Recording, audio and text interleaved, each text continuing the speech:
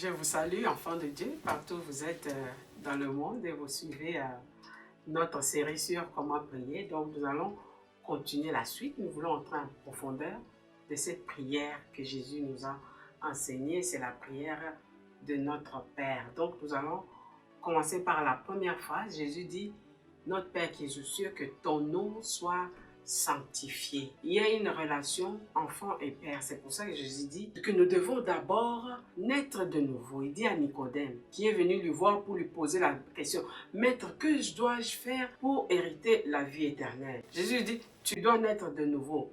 Donc, quand nous nous approchons de Dieu comme enfants, ça change les choses. Quand on sait que c'est mon papa, on sait que ce dont on a besoin est déjà donné. Si, bien entendu, on a été des bons enfants, des enfants qui écoutent et des enfants obéissants. Tels que nous sommes sur la terre, nous savons qu'on n'appelle pas son papa par son nom. C'est pour ça que Jésus dit que le nom de Dieu soit sanctifié. Qu'on ne l'appelle pas par un autre nom, qu'on l'appelle seulement papa. Nous voyons l'exemple de Jésus. Si nous lisons l'entièreté du Nouveau Testament, il n'y a aucune part où Jésus appelle Dieu, Dieu, ou El Shaddai, ou Jéhovah Jireh, ou Elohim, ou tous les noms qu'on veut appeler Dieu. Il dit, appelle notre Père qui est aux cieux. C'est le Père de qui? C'est le Père de Jésus et c'est notre Père aussi. Il faut établir cette relation. Quand on s'approche de papa, on sait que je vais vers mon Père, je vais vers mon papa. Mais ce papa-là, ce n'est pas ce papa sur la terre, mais ce papa, c'est celui qui habite dans les cieux, celui qui a sa demeure dans les cieux. C'est vers celui-là,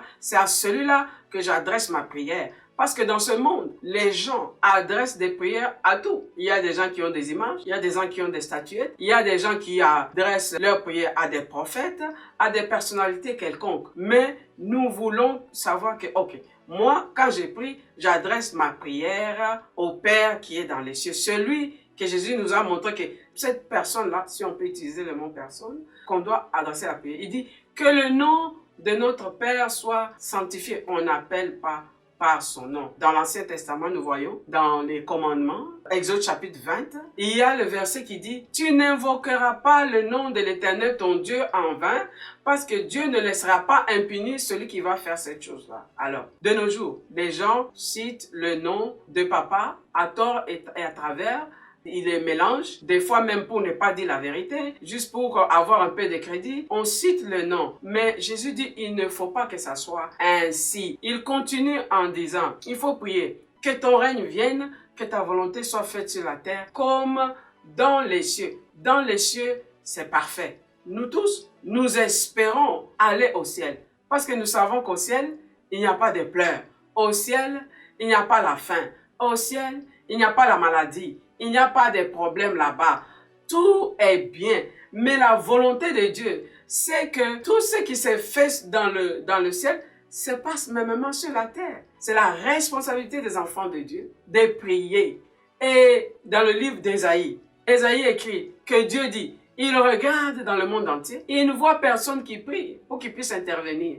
Nous voulons que la volonté de Dieu soit faite sur la terre. Nous voulons qu'il y ait moins de guerres, moins de famines, moins de tueries, moins de calamités. On peut parler du matin au soir, mais Jésus nous a donné ce pouvoir de devenir enfants de Dieu, d'aller auprès de Dieu, de papa, de nous approcher de lui et de l'appeler pour qu'il intervienne et amène des changements dans les choses qui se passent dans ce monde. Jésus continue en disant, priez, donne-nous notre pain quotidien. Mais de quel pain s'agit-il?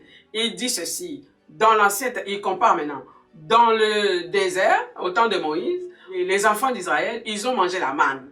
Et c'est le pain que Dieu a envoyé du ciel pour qu'ils puissent manger et être en bonne santé. Jésus dit, mais ce n'est pas la même chose. Donc lui, Jésus, il est lui-même le vrai pain qui est descendu du ciel. C'est pain qui donne la vie éternelle. Il y a une très grande différence. Il dit que les autres ont mangé dans le désert, ils sont morts. Mais moi, je suis le pain que Dieu a envoyé, afin que ceux qui mangent, c'est pour ça qu'on parle de la Sainte Seine, ceux qui vont manger, ceux qui vont boire, ils auront la vie éternelle, ils ne vont pas mourir. La parole dit ceci, la parole de Dieu, c'est un pain, c'est la nourriture de tous les jours. Tous les jours, nous avons besoin de manger la nourriture normale. Pour être en forme, pour avoir la force, nous avons besoin de boire. La même chose pour notre esprit et pour notre âme. Nous avons besoin que Dieu nous donne la parole tous les jours. Cette parole qui nous fait du bien. La parole pour affronter les épreuves de tous les jours. Cette parole que nous avons besoin, pas celle qu'on a entendue hier, ou il y a 5 ans,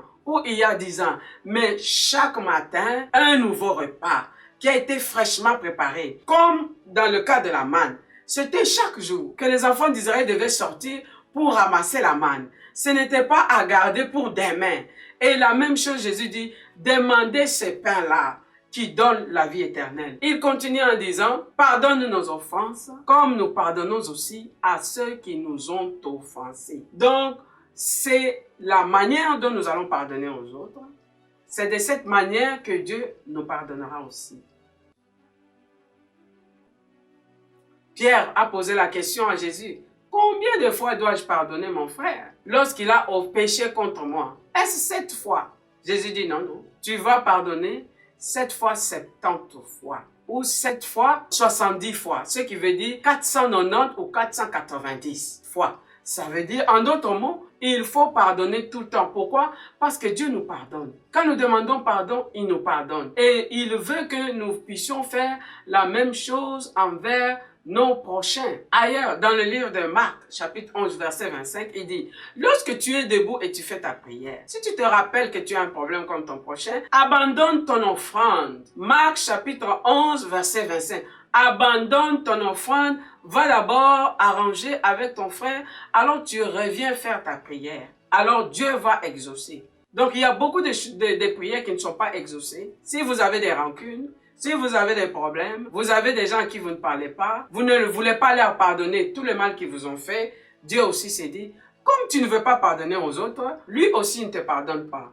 Et si vous lisez, là où nous étudions Matthieu chapitre 6, vous allez voir que lorsque vous continuez à lire, plus bas, Dieu dit, si tu ne pardonnes pas aux autres, Dieu aussi ne te pardonnera pas tes péchés. Donc tes prières ne vont aller nulle part. Alléluia. Et Jésus continue en disant, dans votre prière de chaque jour, priez, ne nous soumets pas à la tentation, mais délivre-nous du malin. Le malin existe. Il pose des pièges aux enfants de Dieu chaque jour. Et c'est à nous de prier. Protège-moi des tentations, des pièges du malin. Les pièges peuvent venir aussi dans ton sommeil. Tu dors, tu as des rêves, on te mord par des serpents, tu perds des choses, on te vole, on te pourchasse, tu as tout un tas de cauchemars. Les pièges du diable sont en train de te poursuivre et c'est à nous de prier. Père, préserve-nous des pièges du malin, parce qu'il est là, il fait son travail. Nous devons être protégés. Il tend des pièges aux enfants de Dieu et nous ne voulons pas être des victimes. Alors il faut prier, il faut prier, il faut prier. Que nous soyons protégés et préservés parce que Dieu a la capacité, il a le pouvoir, car rien n'est trop difficile à notre Dieu. Amen. Rien n'est difficile à notre Dieu. Prions chaque jour, lisons la parole de Dieu. Ça ne veut pas dire qu'il ne faut pas faire les autres prières. Vous pouvez faire les autres prières, mais d'abord, ce que Jésus nous demande, qui doit faire partie de notre prière de tous les jours. Que Dieu vous bénisse. En tout cas, je suis votre sœur Stéphanie. Restez à l'écoute pour les prochaines séries. Partagez, souscrivez, suivez-nous sur Facebook et sur YouTube. Que Dieu vous bénisse. Merci et à la prochaine. Il fut un homme appelé Nicodème qui posa la question à Jésus en disant, « Que dois-je faire pour hériter la vie éternelle ?» Jésus lui a dit, « Il faut naître de nouveau. » Mon frère, ma sœur, comment se passe la nouvelle naissance? Vous invitez Jésus dans votre vie. Et voilà comment il faut le faire. Seigneur Jésus, viens dans ma vie. En Seigneur et Sauveur, pardonne mes péchés, délivre-moi, guéris-moi. C'est en ton nom que j'ai prié. Amen. Si vous avez fait cette prière, félicitations, vous êtes devenu enfant de Dieu. Restez à l'écoute, merci beaucoup et que Dieu vous bénisse.